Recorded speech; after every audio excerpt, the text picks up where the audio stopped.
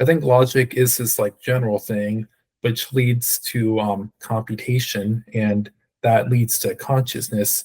But like that's not necessarily dependent on like anything like inside our universe. It's just that things inside our universe are capable of doing things like logic, and that allows it to tap into that non-physical like realm of computation.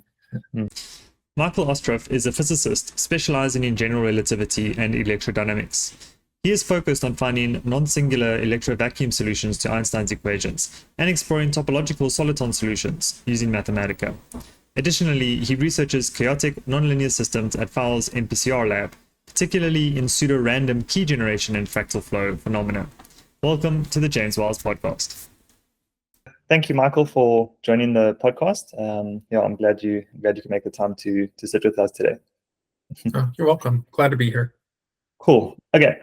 So basically, you're explaining that you study general relativity. That's the best way to describe what you actually do. Can you just discuss that briefly? What does it actually mean to study general relativity, and what specific things you're currently working on in that area? So basically, when you're like studying general relativity, it can mean like several different things. Like you could be doing like black hole merger like simulations, looking for new solutions in GR. What I'm currently doing is like within the past year, I identified a new like class of structures in general relativity, which I refer to as like dimensional collapsars. And they're basically just collapsed wormholes, and they form like a literal bridge between like ordinary general relativity and Kaluza-Klein theory, where some dimensions have been like compactified into compact spaces, which like reduces their dimensionality in the process. Okay. So when you say it connects, are those sort of big fields? Because generally when they talk about physics, there's like the two big things is like quantum physics and like what's that one, like classical? Is that the right way to like frame the study of physics right now? Is Kaluza-Klein something different, or does it fall into one of those categories? Kaluza-Klein falls squarely into the realm of general relativity. I mean, like, it's literally just GR, but explicitly was compact spaces. That's basically it. Okay. And then the idea of compact spaces is it's a way to do discrete maths in a continuous way, or like how to account for continuous things? I'm honestly like not sure. I just know that it's like they have interesting properties like which like appear when like topologies get like small enough. Whereas like for the case of at least like a one torus, I know that it like if you have one that's like small enough, which is like product with like Euclidean space like ours mostly, it gives rise to this to like the electromagnetic field. So like like electromagnetic force potential. So I'm not too familiar about other like properties of them yet, trying to improve my understanding of like fiber bundles and stuff. Okay. The way I pictured compact spaces from like a layman's perspective is that generally if you think about doing mathematics on like the real world, there's this continuous like feeding to it, but there's always going to be more that you can zoom in and figure out like a more accurate way of measuring something. Where I thought compact spaces is basically taking that to the limit and assuming that there's nothing in between the 2 points that you're measuring. It's like these things are literally touching each other and you can't zoom in anymore. Is that an accurate way of describing it, or is that just my interpretation? I don't think that's an accurate way of describing it. In Kaluza-Klein theory, if you were to actually zoom in far enough, then like the compact spaces would no longer actually seem compact. And you like can just keep zooming in forever. So Interesting. Okay, very interesting. So you mentioned fiber bundles just now. Is this a specific thing that you're focused on right now? yes. So they're very important in like Kaluza-Klein theory because you can describe like these gauge fields which are created by like compact spaces using them. So I don't have a great understanding of them yet, but I think yesterday night I might have greatly improved my understanding of them, but I'm honestly not entirely sure. I haven't double checked any of my understanding, so if I were to describe it, there'd probably be a lot of things wrong, so I don't know. Okay, so you've mentioned a couple of different theories there, fiber bundles, Klussner-Klein, complex spaces.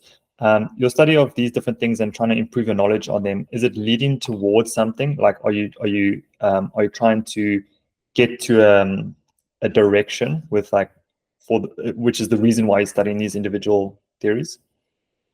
Yeah, so I've noticed like there's a lot of like massive problems in physics currently, and I'm hoping that like I think that using dimensional collapsars and like like all the weird implications of like my dimensional collapsar theory, I could potentially explain a lot of them.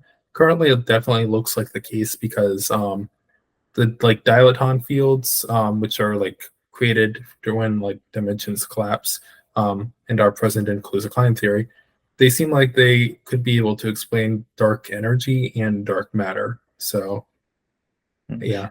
And are those the big issues with physics right now? Is accounting for dark energy and dark matter? Yeah, those are like massive issues because like we currently do like the scientific community at large does not understand what they are, and like just that they don't really seem to interact with like light in any manner except for gravity, which is why they're called dark. So Interesting. And why is that a problem with physics? Like, surely there's many unanswered things if you just look at it in general. Like, what is causing this to be an issue? Like, how does that manifest in a physicist's daily life as a problem? so when a physicist looks at like quantum mechanics, they see like the okay, they have this thing called the standard model of particle physics, and it like a lot of physicists think that it's incomplete because we observe dark energy and dark matter, but we don't really have any particles for that. So basically, that means that our understanding of physics is like woefully incomplete because there's like massive chunks of our universe which we like genuinely do not understand, and given like how much like little of like the universe is like essentially normal matter, like visible matter, it's like seen that because we don't know what the rest of it is, like it's a massive issue, and that is a massive issue. So yeah. Interesting. And so that's something that's compelling you to try to solve because it's a big issue. It's something that a lot of people are concerned about. You also mentioned to me that the way you're trying to solve it is like slightly different to what a physicist would normally do. And is that because you're specifically working on your own theory? I thought all physicists are out there just like trying to push their own theories. So what did you like? So I actually wasn't interested like too much in the dimensional collapsars that I had identified until like I guess like September or like August, because I didn't think that there was actually like anything like too interesting. I just thought it was an interesting novelty that they could change the dimensionality of space-time. However, it was like at that moment, like in those months, that I realized that hey, this could actually explain dark energy, and that's what like made me like gain interest in it. So this I'm not actually like trying this approach because like I want to promote like my own theory. It's just because like I wasn't doing that before then. Like I'm doing it because I think that it actually could like explain a lot of things in physics, and dimensional collapsars haven't really been investigated. It seems that when physicists like have been looking at wormholes in the past and seeing them go and collapse, they're like, oh, that's boring, I want to stabilize it, instead of like looking inside of the collapsed wormhole and seeing if anything interesting is going on, which there's a lot of interesting stuff going on apparently. So yeah. Could you repeat like your entire question? I forgot some aspects of it that I didn't answer, I think. Yeah, so for a lot of people who are not exposed to physics in general, it's an industry or a field that tends to be shrouded in a lot of mystery just from a comprehension perspective. Because there's somebody that's just like partially interested in like the sciences or mathematics and stuff. It feels like there's this impenetrable barrier to like understanding what it's like to actually work in the industry. So I was just trying to get a bit more appreciation for what it's like, to make progress on these things in a world where most people like don't actually have a view of it. And it's revealing sort of interesting things like you mentioned now, where you're exploring what happens in a wormhole if it collapses, as opposed to most people having this like humanistic approach to be like, we want order and we want stability, so let's decide to explore it in a specific way, and then you take a divergent angle. It's kind of like, there's still a very human aspect to the study of this thing. It's not just all raw mathematical computational decision making as to how to figure out new theories and actually progress science. So the question was just trying to like figure out from your perspective, how do you approach it, and do you think that statement is accurate, what I described there, that this angle of how there's this human curiosity that still directs most of what is studied in science and physics? Yeah, that's an interesting point to bring up. The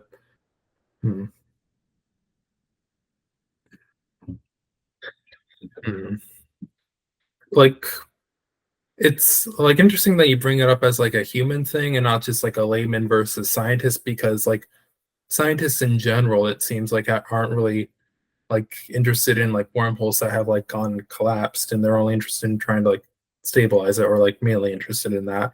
So like I think I might be one of the few people who's looking into like the wormholes which has like already collapsed. um yeah, I think you're right, that is like a human aspect to it. And what do you think made you look at it from a different angle? Was it just that you curiosity just led you down that route, or was there something more fundamental that you think you tend to take alternative approaches to what most people like to do? Actually, neither. So there's a professor, like a philosophy professor in like the lab that I work at, like work in the MPCR lab. Her name's like Dr. Susan Schneider, and one day we were having a discussion, and she asked me if like aliens like could hypothetically be utilizing like extra dimensional spaces for like computation or habitation and stuff like that. And after like that conversation, I was thinking of it, because like I was thinking like a fair bit about it, because in order for that to be the case, you'd have to have a reality in which like regions of different dimensionalities are able to actually coexist like together. And that implies that there's some mechanism that exists which allows you to like alter the dimensionality of space-time itself, which is a very intriguing concept. Usually when you're like doing some like physics, the dimensionality is the same everywhere, and it's static and it doesn't change. And that's usually the case in general relativity. But I started thinking about regions where like the opposite like happens, where the dimensionality can change. And I realized something. You could have like two-sphere wormholes, like when they like are not stabilized by any exotic matter, they tend to collapse, and when that happens, they become infinitely narrow and infinitely long. And it's not like all the dimensions that are inside the two-sphere wormholes are getting like infinitely small. It's just a traversal two-sphere like topology that's getting like extremely small. But the other dimensions are extended. So that means the longitudinal dimension and the time dimension, they don't get collapsed, but the two-sphere topology becomes a compact space, and the dimensionality of the spacetime is reduced by 2. So that led I then identify that as like a dimensional collapsar, because what it does is collapses dimensions, and that it's actually a very general structure, because you could have a dimensional collapsar like form in any like number of dimensions, and like it could have any, it's not necessarily limited to being a two-sphere wormhole or dimensional collapsar. It could have any like all arbitrary kinds of topology. And inside of those dimensional collapsars, more dimensional collapsars could form, and it creates this like multiverse structure. And like it's very So the collapsing of the dimensions can make a higher dimension No, lower. Lower. It's always lower, right? Yeah. Okay, so let's delve into your specifically and like try to understand some of the broader concepts. So starting with the wormhole itself. So is this a very unique, special situation that occurs like very rarely, or is it something that like can potentially be all around us, the actual wormhole itself? I mean, we're like when you say the actual like wormhole itself and like all around us, like what exactly do you mean by Like that? there's tiny little wormholes happening all the time that you just can't see, or is it like some big thing in some distant part of the galaxy that we still have to discover? And there's like one or a few of them or something. So I think it might be constantly happening like all around us, like as like a quantum foam thing. So there's this idea that like on the like smallest scales, like the Planck scales, space-time is kind of like noisy and bubbly, and these like microscopic like wormholes and black holes are constantly forming and like popping in and out of existence. And if that's the case, if those wormholes were collapsing and somehow, then they would essentially convert space-time from a 3+1 into like a 1+1 dimensional space-time. But I don't really think the dynamics inside of those like 1+1 dimensional space-times would be particularly interesting. I think they're a bit too simple, but like they're like a toy model of dimensional collapsers, I suppose. Okay, and then so do all wormholes collapse? Like, is it inevitable? And you say it's kind of like a quantum foam or something like that, or do they come into existence and then like stay there? Like, how does it emerge and like disappear? And does it always collapse?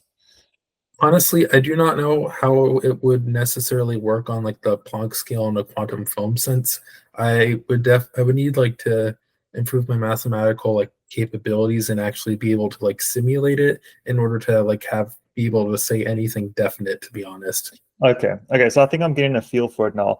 It's exploring the mathematics of the existence of the thing more than it is trying to figure out how it affects our daily lives. I think is that why, you know, like somebody that doesn't actually study the stuff in depth, we kind of like we see things around us and then try to like figure out the mathematics of it. Whereas you've discovered this thing through the maths of it, and you're trying to see like what can exist. So whether there's one of them or many of them in the universe, that's irrelevant to seeing what's possible mathematically. Is that like a way to describe it? Kind of.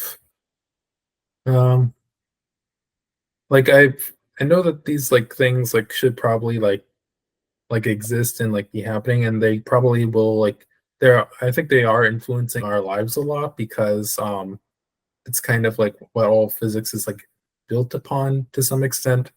Like I think this has effects regarding like particle physics. So like it's definitely impactful, but like I haven't like built up to that level yet, I suppose.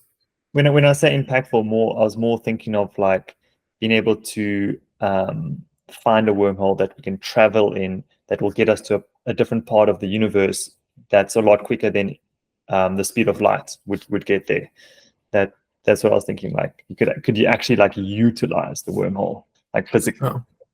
Well, I don't know, like it might be very difficult to actually like find a wormhole in our universe, which like might lead to a very far off part. Maybe you could do that. I don't really know. But if that wormhole has like already collapsed, then it's essentially going to be like infinitely long and narrow by default, and actually traveling through like normal like space time would probably be quicker if I had to guess. But you might be able to like use some like aspects of like DCT to create a reversible wormhole that would allow you to like travel between distant parts of the universe like rather quickly. So Okay, so the idea is once it's collapsed, it doesn't disappear. It's just a collapsed wormhole. It's still there. It's just gone into a lower combination of dimensions. yeah. Okay, interesting. And then that's the connection to potentially dark energy, dark matter. These collapsed wormholes are the dark matter creating dark energy, or what's the relationship there? Um, None actually. This happens more due to like the dilaton field.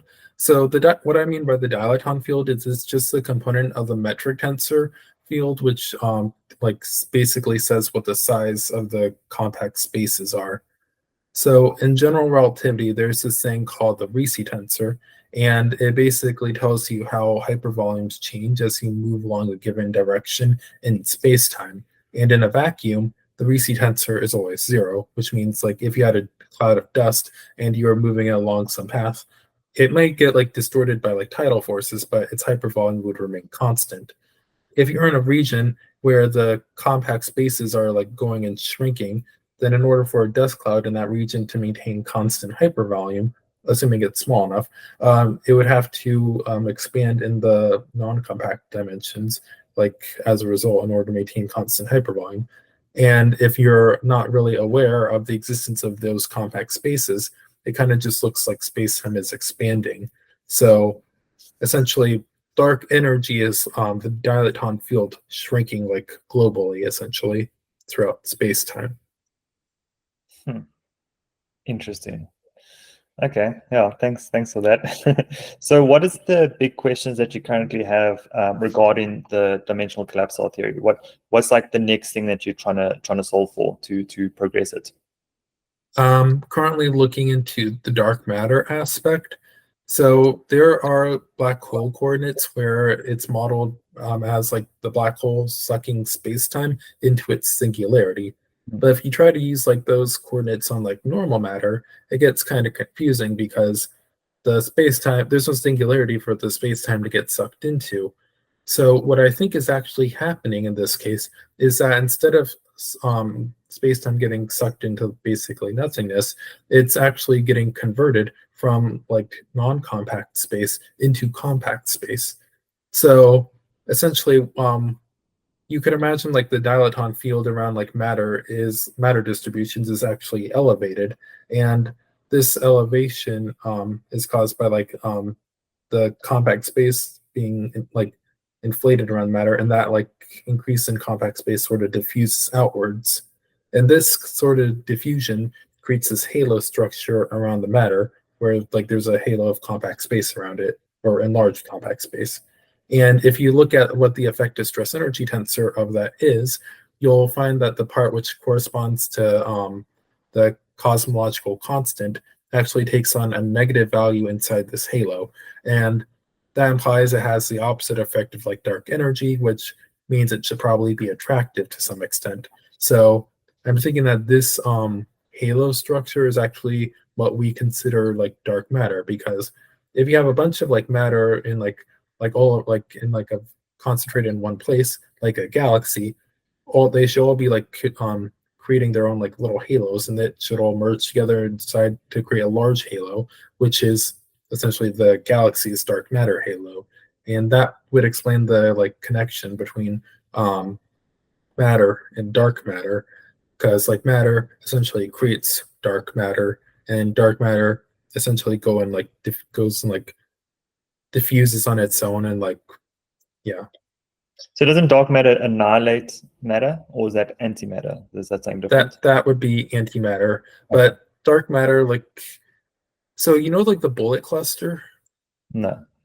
Okay, so essentially it's like these two, I think, galaxies or some other structures. I'm pretty sure they're galaxies. So they collided with each other, and during this collision, like the dark matter components in the stars were able to like pass like through each other like unscathed, but the actual like plasma and stuff like in the interstellar space kind of collided with each other, and that led to a distribution where like here there's like stars and dark matter, but the bulk of the mass is over here concentrated in the like center. And basically this is used as like evidence for the existence of dark matter, because it showed how like the gravitational field kind of got separated from like the bulk of the matter by this collision. And what I think happens is that if like matter is undergoes too extreme of an acceleration, it can get dislodged from its dark matter halo, and the halo can just travel without it. But this halo should like naturally like decay over time, because it doesn't have any matter sustaining it, so it just weakens. It's like a form of like dimensional radiation, essentially. Dimensional radiation, that's really cool. So the gravity still has an effect on it, or it generates gravity nonetheless, right? It should still have like a gravitational effect while it's traveling away from its source and is like decaying. I don't know what effect like gravitation from other sources has on it.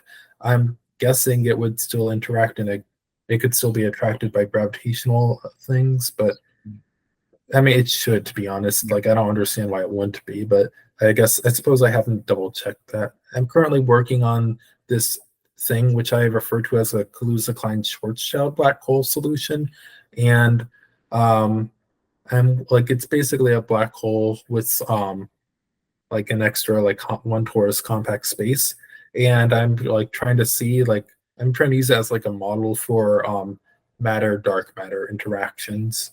So I'm thinking of creating like another solution with two of them and seeing how like they interact essentially. And when you say you're seeing if it works and you're creating these sorts of things, like how does that actually? How would I visualize that if I were you? Is it basically like creating mathematical formulas, plugging in like one formula into the results of another one, and trying to see if it equates? Like, is it kind of just a very advanced form of algebra at the end of the day? Yeah, it's exactly that. So what and like I said in GR, like vacuum GR, the Ricci tensor is always 0. So I just calculate what the Ricci tensor so I get a metric tensor with some arbitrary functions describing various components. And in this case, because it's supposed to be like spherically symmetric, I just have everything depending on R. So then I use that to calculate what the Ricci tensor is. And it's like a bunch of things, and a lot of them aren't 0. But I know that I need to make them be equal to 0. And a lot of the functions that I put inside the original metric tensor, they have components which are like second derivatives of those components. And it seems that I should be able to create some relationship between all the second derivatives such that it's all equal to 0 in the end. And then I can just like plug in some like function and like kind of evolve it or like solve for it under those constraints, I guess. I need it to be equal to like sphere like Minkowski space when you go far enough away. So I think something that I'm going to do is equate R to like the radius vector to like another parameter that's like been inputted inside like tangent, because tangent it can go from like 0 to infinity in the span of like 0 to pi over 2. So I just need to set like the conditions for Minkowski space at the like pi over 2 part, and then I should be able to like solve for like the interior like near the origin, I suppose. Interesting.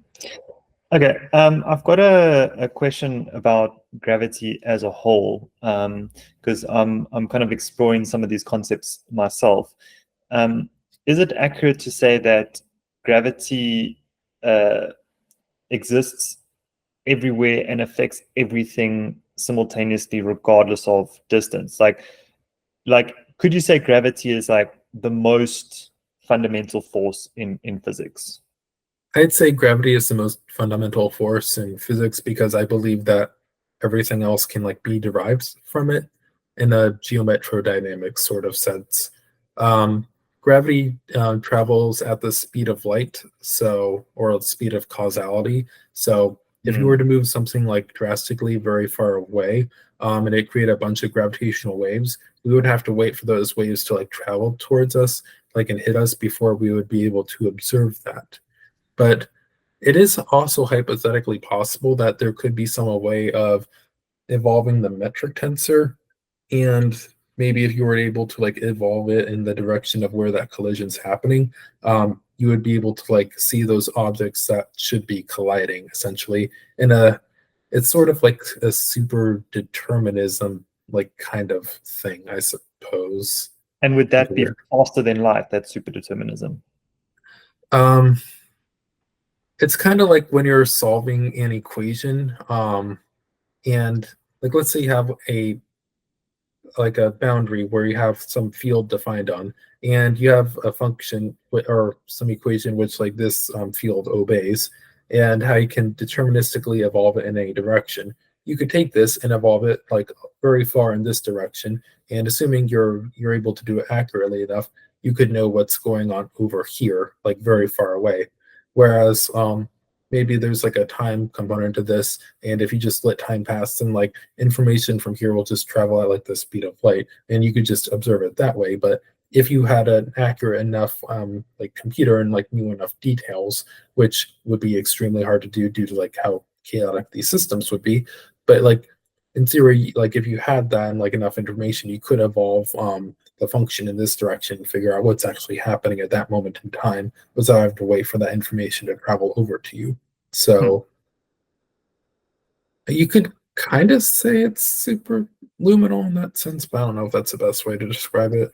It's like a super luminal in as far as it's determined, although it hasn't like caught up with the rest of the, let's say, environment. It's like constraining possibilities to the point where it's definitely going to happen, which theoretically is superluminal. What would be interesting in that statement is that not potentially what is causing the progress of time, and that the only reason it's not superluminal is because that is like the progress of time, the fact that you have made it deterministic. I'd say the fact that time is like the direction in which like everything kind of evolves in, like, or at least like in our universe, because we only have one time dimension, that's what causes the progression of time. I don't know if the like fact that it takes time for the information to reach us is what would cause time, if that's what you're implying. I don't know. Yeah, it's more a case of thinking about it in terms of once it's like kind of some, let's call it more philosophical approach. Like once you see something, then it exists. But at the point of before you make the observation, it could be, let's call it in a quantum state of like potentially existing or potentially not existing, or existing in different states. So it's kind of like saying philosophically, does the actual observation of it cause it to exist, or is that the collapse of the wave function? And similarly, determining that it has to exist, is that equivalent to actually observing it? Because the observation is, let's say, a biological process at some point, but the determination of it is almost like observing it computationally, which it could be a similar result. That could be like a similar type of observation. I mean, observing it computationally is, I guess, a kind of like observation, but none of what I'm saying implies like any quantum mechanical collapse or anything. So, yeah, that's just something I'm thinking about. Okay, so then I wanted to think a little bit about how these concepts and these ideas in physics could inform some other aspects of the sciences. And one little, maybe small connection that you did mention at some point was how, was it the study of fiber bundles and AI could be connected in some way? yeah, I don't really know too much about this, but like I recently came across a video when I was researching stuff about fiber bundles, and then it's about this thing called geometric deep learning and how you can sort of combine these aspects together to improve neural networks. Like I said, I don't really know too much about it. I only watched like one of the videos, but I sent you the link to the series, so maybe you can look into it. Yeah, I'll definitely check it out. So another way to think about this is maybe more from a human perspective, in as far as this new movement called effective accelerationism is concerned. So one of the fundamental tenets is that of the second law of thermodynamics, stating that entropy in the universe is increasing. And if you do things that assists in the in the increase of entropy overall, you're kind of like heading in the same direction as the universe. And, you know, that's good in as far as it's the right thing to do. And that's kind of like one of the fundamental concepts there. So just talking about entropy, second law of thermodynamics, and potentially how that's related to the Big Bang and the concept of like some people saying that at the start of the universe during the Big Bang, it was actually a very low entropy state. So globally, entropy must be increasing.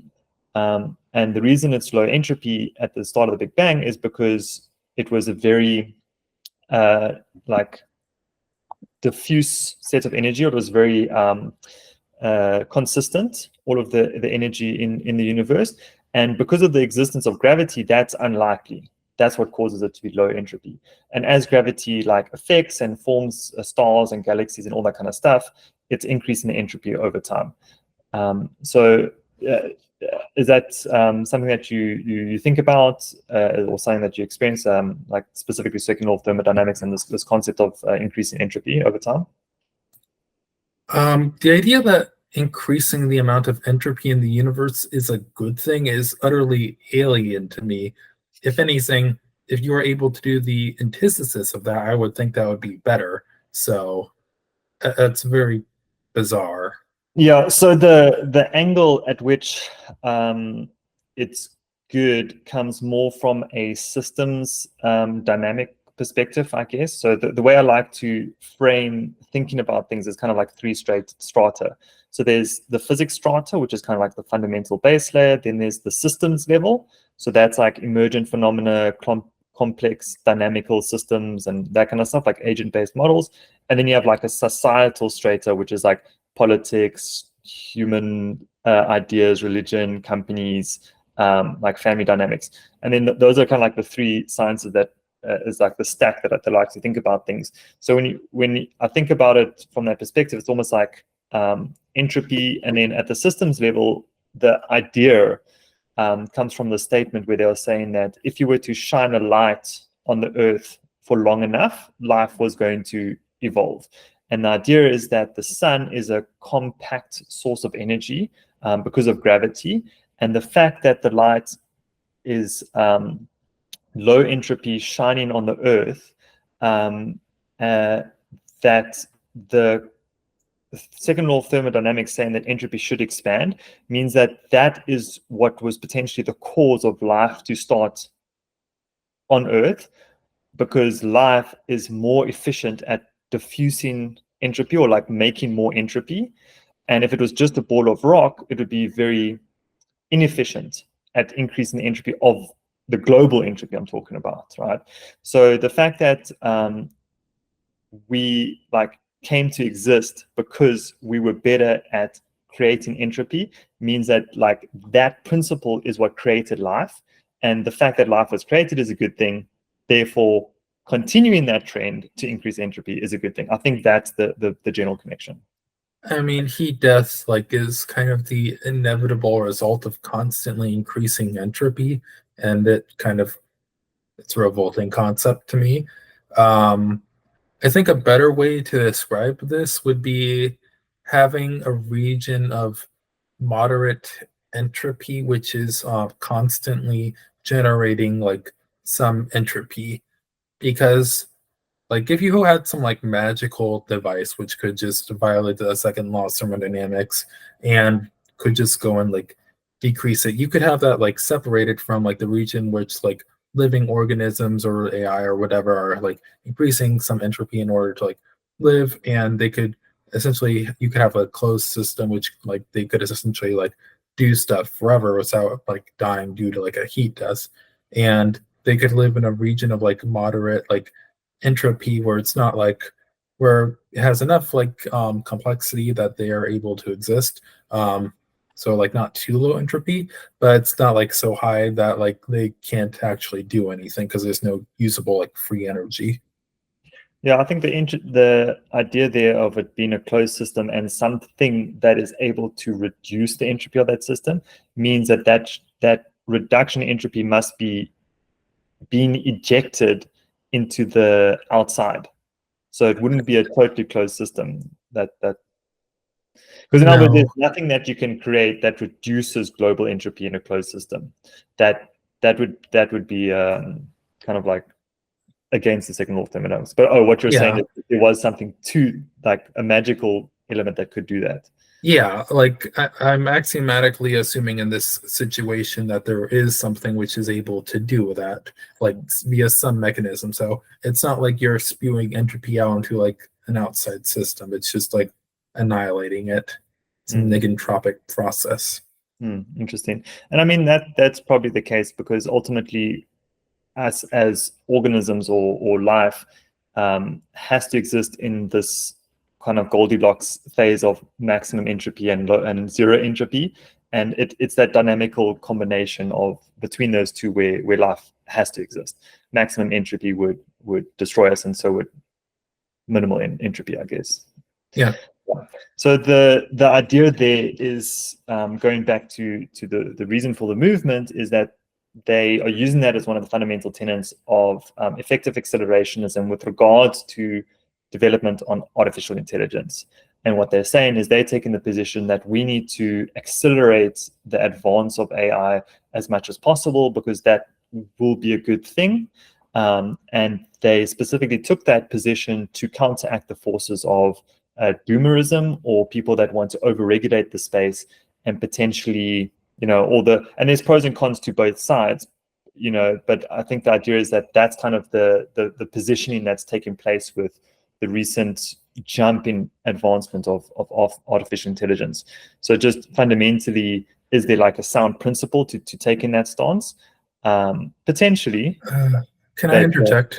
I don't really think that trying to create an AI as fast as possible, like an AGR or like SAGI, I don't think that has anything to do with increasing like the entropy of the universe. That's a weird connection to make, and I don't think it's particularly valid. So don't think there's a connection there, but I think one of the sort of like pioneers in computation, I forget who exactly said this, but they said that the continued survival of humanity was dependent on the early development of AI or AGI. So I would say that there's good reason to try to like develop like AGI or SAGI as soon as like possible, so it can help us solve like the massive issues we're facing in the world. And if we don't solve those issues, then that will probably be the end of us. So yeah. And your feeling towards the existential risk of development of such a technology, do you think it's more of an existential risk not to have that technology available to us? I think it's more of an existential risk not to have that technology available to us, to be honest.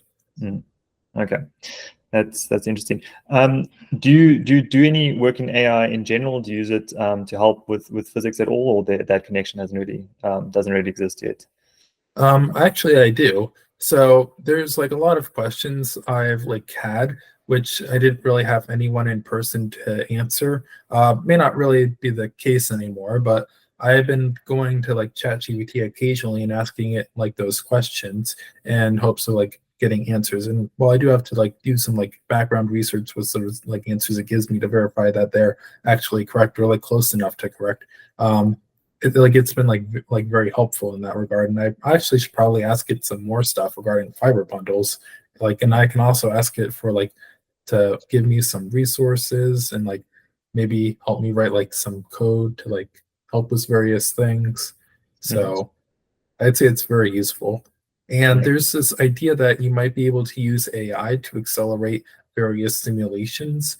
And I kind of find that like very interesting. And I'm thinking about trying to dabble in it in the future because currently GR simulations are like very computationally intensive.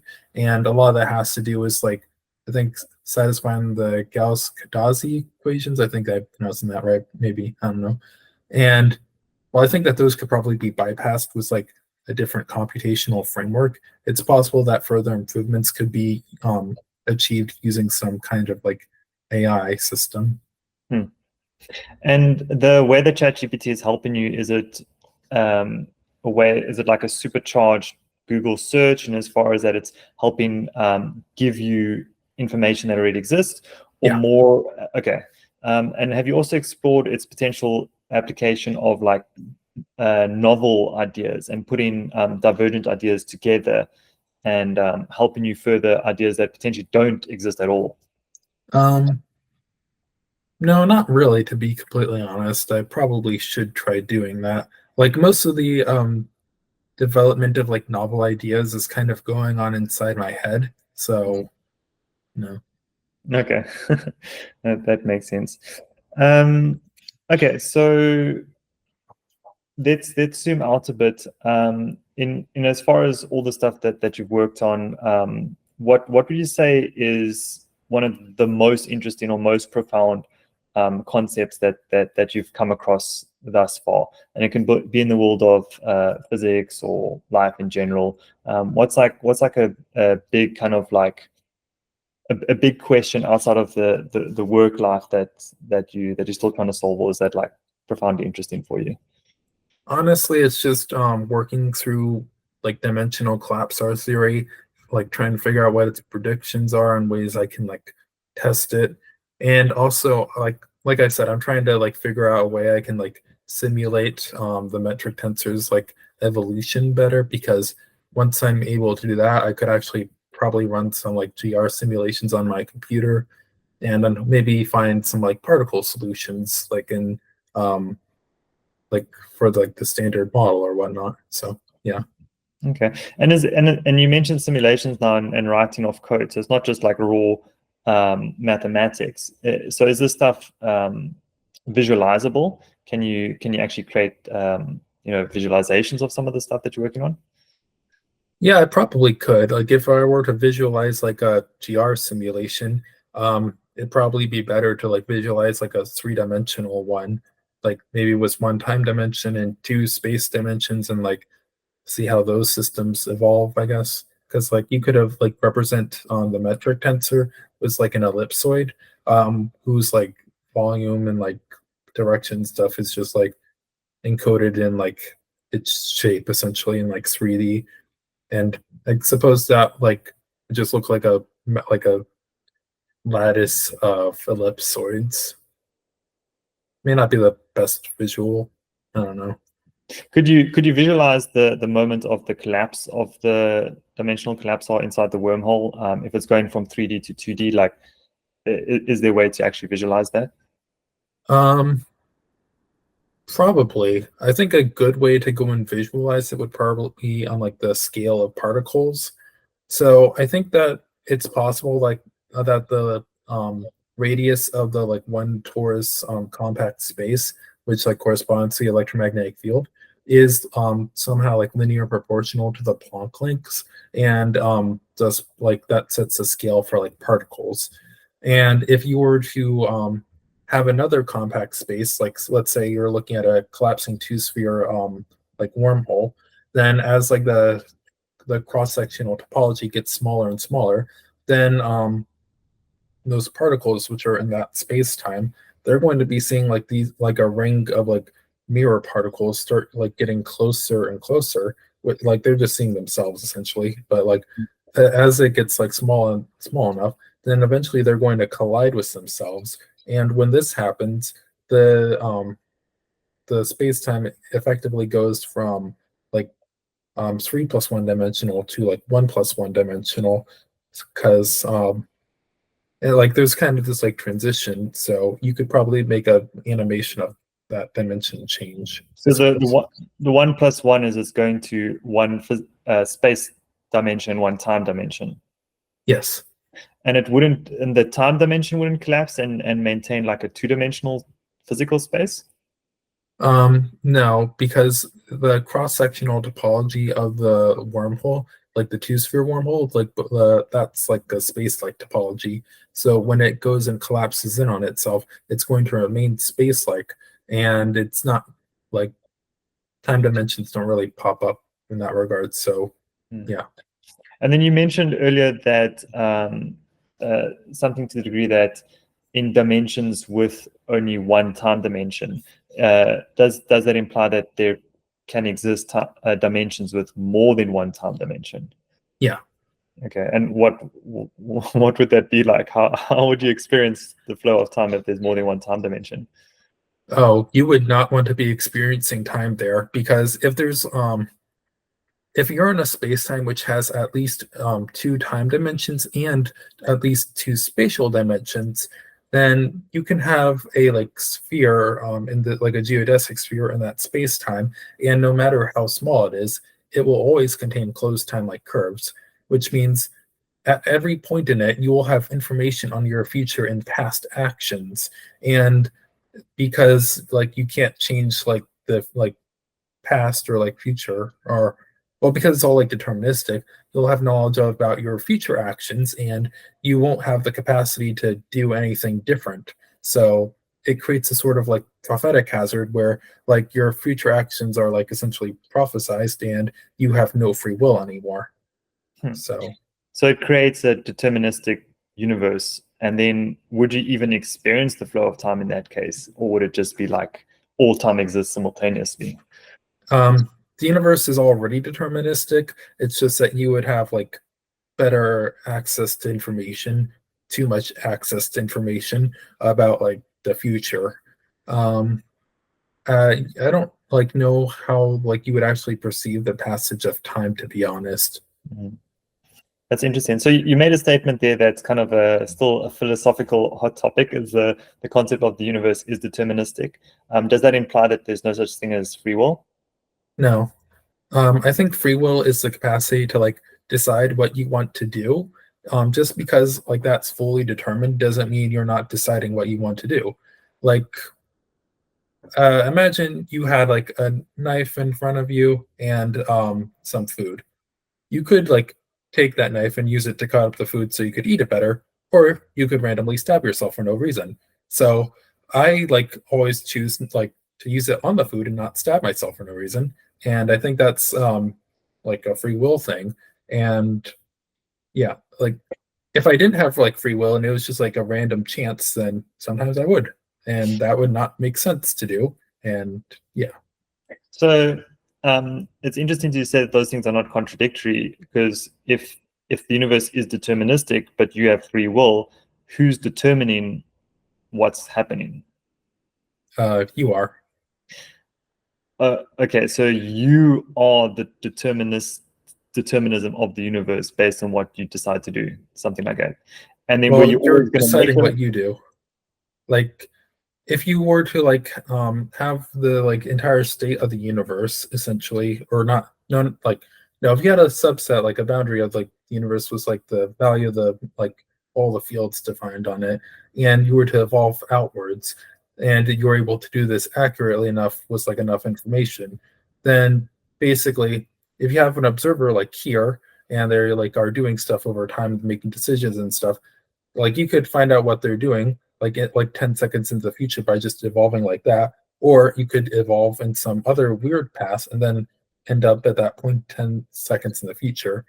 And if the like equation has like is if it's well behaved, then you should get the same results regardless of the path that you're evolving through.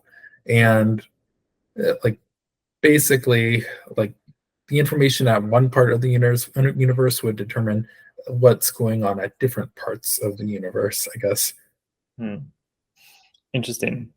So when you describe it like that, it reminds me of the concept of quantum states, because it kind of feels like, you know, how a quantum computer would be like, this is the input, this is the output that you kind of like force it to have, but it goes through any potential route simultaneously to get there. So it's kind of like what you're saying is like, if you decide to take a longer route or direct route to that other piece of information, the information won't change. It's just the what you experience along the way is all possible, but doesn't actually have an effect on the end result. Is that related to quantum physics? And in general, like how much do you actually do in like studying quantum physics, or is it very different? Like, do you kind of have to make a decision in which direction you go, or do these things intertwine with the work in general relativity that you do? Well, if you're talking about like a Feynman pass integral, basically, if you want to try and predict what's going to happen, you have to take into consideration all possible paths to get the right probabilities. But in the end, it's only going to do one of them. So I don't think that there's a one-to-one correspondence between those, because in what I was saying, it doesn't matter what path you take essentially, but in that one, it is like important. I have studied like quantum mechanics, but like my approach, like to physics is kind of a like bottom up one. And what I'm expecting to happen is that quantum mechanics will like just fall out of like the mathematics that I'm doing, like when I'm able to like get like particle or like find the particle solutions. So I'm currently hoping that's what's going to happen, but I don't actually know for sure. Mm. Okay. Interesting. So by bottom up, you mean you're doing the maths and you're making, so what are the fundamental assumptions you would have to make to take the bottom up approach that you're taking? Like, for example, that the universe is analog, that we are deterministic. Are those like kind of the axioms in which to make progress there, which is different to like a quantum approach? Or like, what would a different approach be? How would those fundamental axioms be different? So I would say a top-down approach would be like starting with like particle physics and trying to like work your way down. And a bottom-up approach is like you say that there's this equation which like the universe abides by, and you don't exactly know what kind of equation it is. Maybe it's an analog one, maybe it's a discrete one, like in Wolfram's like physics project. I don't like know. I think it's analog, but I could be wrong. Um, you did send me this you sent me a link to this interesting thing where it was like it was like the game of life, but you could just keep like zooming in on it and it was like simulating itself essentially. That is Very a discrete system, but it's like has some like those like interesting like properties. So I'm not entirely like 100% convinced that it's like fully analog. There might be some way you could like do it with like a discrete system. And I know that if you are to simulate things, you have to use discrete stuff on some level. So it's like a good thing to keep in mind. Um, Can you explain what you mean by analog? Because I was thinking analog would have been discrete, because if you think about like analog controls, you kind of have circuits and you have one circuit at a time that the electricity passes through, but maybe I misunderstood that. yeah, I think you are misunderstanding. Like if you have a box with like a let's say you have a 3D box with like an analog field defined inside of it. What you can do is you can pick like any like point inside of it. Like maybe like that's the values are like defined as like a transcendental number or something, which like the digits like go on and on forever and ever. And like the value there, maybe it's like a scalar value. It has like infinite precision and its values go on forever and ever. So you basically have like infinite like data points that you can like look at for like data, and the information stored at every point is essentially infinite. That's kind of like what analog is to some degree. Hmm. And there's oh, continue. I'm saying, could you not discretize that space and just like make a coarse grained approximation of the representation or the symbolic representation of that infinite informational point? Yes, you can discretize the space, but you're going to be losing like infinite amounts of information when you actually do so. Because like you would have a finite amount of points and you would only be storing a finite amount of data regarding each point. Interesting. So how would that approach be fundamentally different to taking a discrete approach to thinking about the universe, where you just almost take like a computationally bounded approach by saying the universe is discrete, but what makes it impossible to gain all the information is that we have a limited capacity to actually like observe that information or comprehend it or something like that, or process it. Well, I think like the actual dynamics could potentially be like very different regard like whether it's like analog or discrete. Though we may only be able to like get information in like a discrete manner, I suppose. Um, but just because like our capacity to gain information about like the universe is discrete doesn't mean that its dynamics are, I guess. Does that make sense? Or It makes sense. I think my my kind of stance on that would be that our observation or comprehension of the universe is the observable universe. And that is kind of the boundary of what we're able to experience of the universe. And anything beyond that is not something that we could potentially comprehend. And it's not actually something that we could even calculate or determine, or there wouldn't be worthwhile to even think about it, because it's something we would never get to. So if you kind of say, okay, what we can observe can only be discretized, then is the observable universe not inherently then discrete? I don't think so. That's like an interesting statement, but I think it's possible we could like be able to observe stuff outside of what's like currently the observable universe. Like if we were able to create like an FTL like warp drive faster than light, like and take that outside the observable universe, then we would be able to observe it. And I don't really think that just because we can't observe something, that means that it's analog. So I don't know. I may not be understanding. So isn't it that we can't observe infinite, and if something contains infinite information and we have a limitation on how much computation we can take in, is it not like a fact that a computationally bounded observer would never be able to experience an infinite anything? Oh yeah, that would definitely be the case.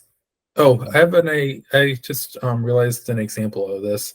So I think in there we have like quantum chromodynamic simulations, I think if I'm remembering correctly, of what's going on inside like the nucleus of like atoms.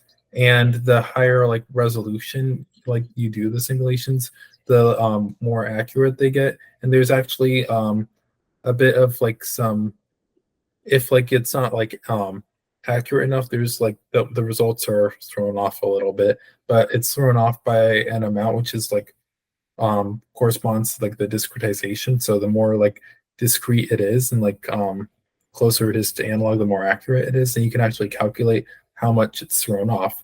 And that when you like do it to like infinite precision, or if you extrapolate to infinite precision like analog, it more closely matches what's going on in our universe. So that part makes sense. So what I would respond to that with is saying that from the perspective of a computationally bounded observer that fundamentally could only process information discretely, something that is very small or like is very close to infinite, we would experience as continuous, or we would experience, or so like we could symbolically define that as an infinite or infinitesimal thing, and that exists as a discrete notion in our minds, let's say. However, to the degree of how infinite that thing truly is, we would have to get there, and potentially it at the end of that most infinitesimal point there is actually a fundamental thing, but it would be impossible to know, because at some point then you would have to have a mind the size of the entire universe to experience it. Right, but that doesn't necessarily mean that at the end it is infinite forever. It could be that it's just so small that we would never be able to get there. And that could be discrete, right? I guess, or you could have a fully discrete system like that Game of Life thing you showed me, where you can just like zoom in indefinitely.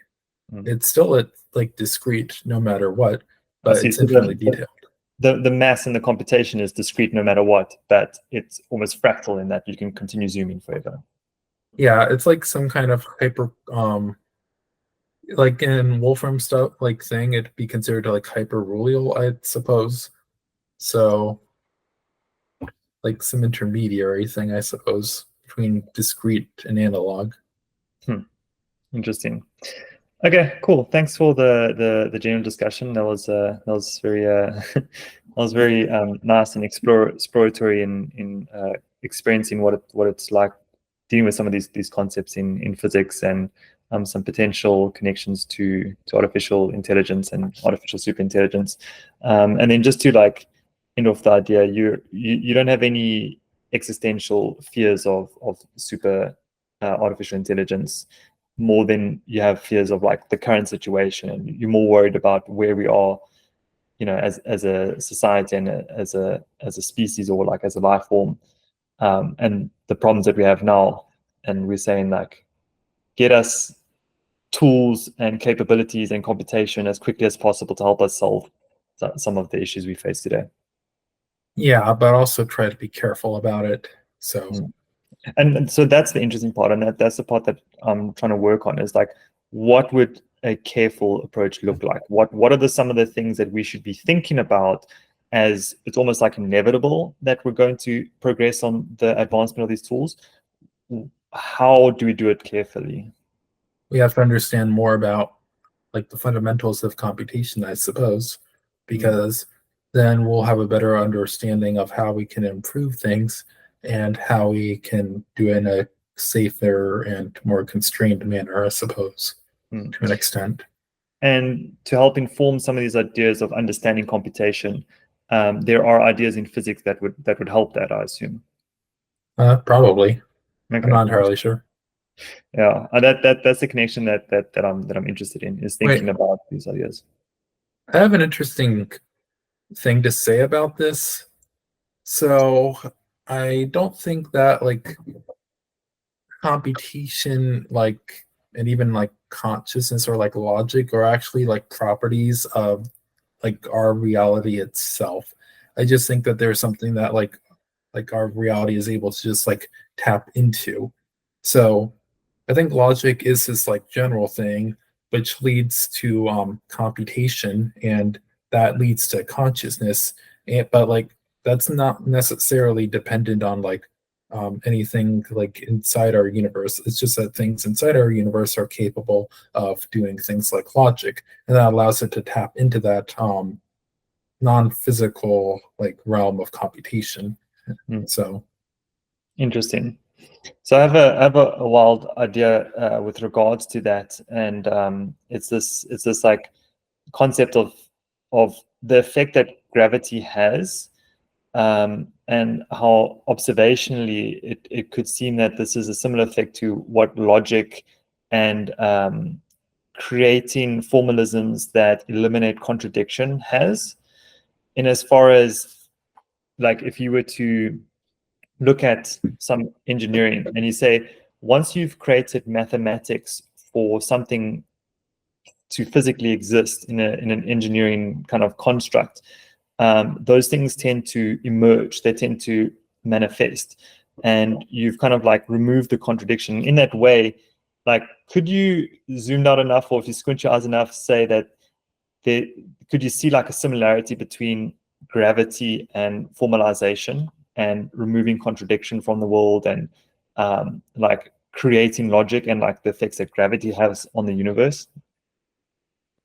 I mean, maybe there's this idea called like stochastic gravity, which kind of, I haven't looked too much into it, but I think part of it's kind of like making quantum mechanics somewhat like definite in some regards. Like if you have a particle traveling through a double, so it kind of like constrains like it to moving on like a path. Maybe like something like Bohmian mechanics. I don't know if there's a relationship there.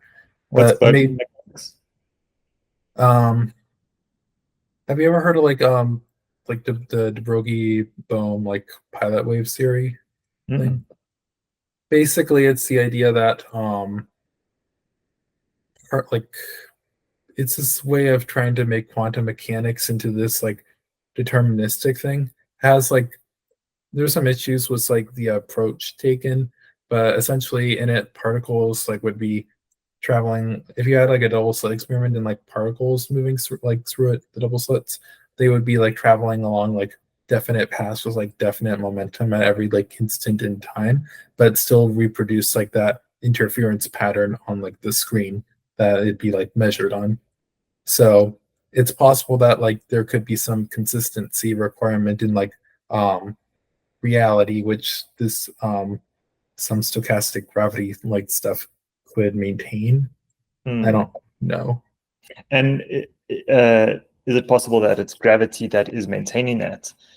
Just thinking of it in terms of the fact that gravity is like persistent and a fundamental force in the universe, and what causes the Big Bang to be in a low entropy state. To me, it kind of like just zoomed out, looks like maybe gravity is a type of determinism of all potential future states. It's like it's bringing future states into a deterministic world that we experience.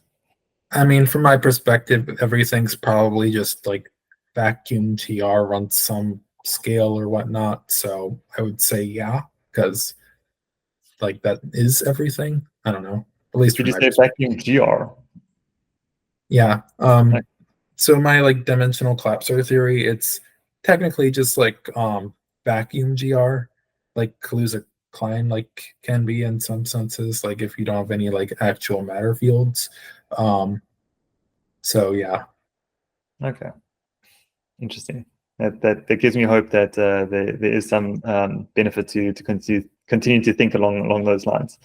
Okay, cool. Thanks so much, Michael, for that. Appreciate your time. And yeah, let's do this again. I would like to see how you make progress on the dimensional collapsor theory. Thanks.